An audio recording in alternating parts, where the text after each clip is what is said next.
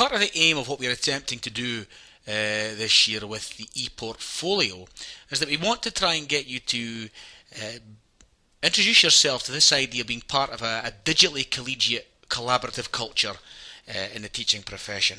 I know that was a mouthful, but we really mean it, because the Donaldson report talked about the need for the teaching profession to be much more connected, and as part of that using the digital spaces that are becoming so prevalent in how we live and operate, but bringing them into our professional practice.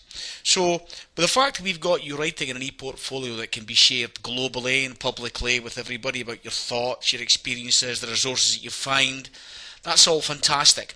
However, what we're attempting to do with UoD Edushare is that this is called the syndicated blog, and what it does, it sets it up in such a way that it pulls everybody's blog posts in, the ones that you choose to share, and they can all be hosted in this central space.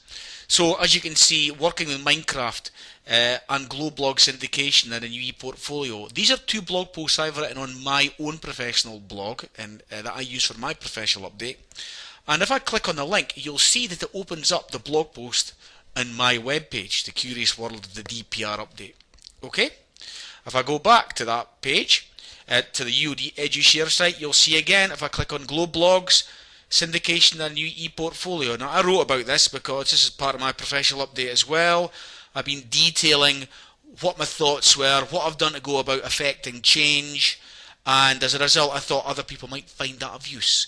So what I did was, in the blog post, in my categories, before I published it, I ticked the category Edushare. Now, you have that in your blogs as well, in your e-portfolios. And whenever you wish to share something in UoD Edushare, you make sure that you select the Edushare category, and as a result, it'll be pulled in.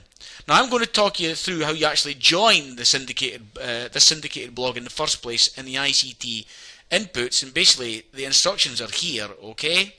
But we'll talk about that. And so once you've done this, I then add you to, for the MA1s this year, it'll be MA 2015, and also all the blog posts from your year group will appear in this page, and for the second years they'll all appear in this page. Okay? Nothing found at the moment because nobody's posted anything. And I'll do the same for next year's intake and the following year and the following year, and before you know it, hopefully we'll have this kind of real central resource where a lot of material keeps coming in. One other thing as well, folks, I've pulled in a Twitter feed based on our hashtag UoDEDU. So whenever you are posting anything on Twitter that's to do with an educational purpose, can you make sure you add the hashtag UoDEDU, and it will get pulled through into the central feed as well. So that's two things. We've got the blogs coming through, okay, via the Edushare hashtag, and we have the Twitter coming through as well. So that's the purpose of UoD Edushare.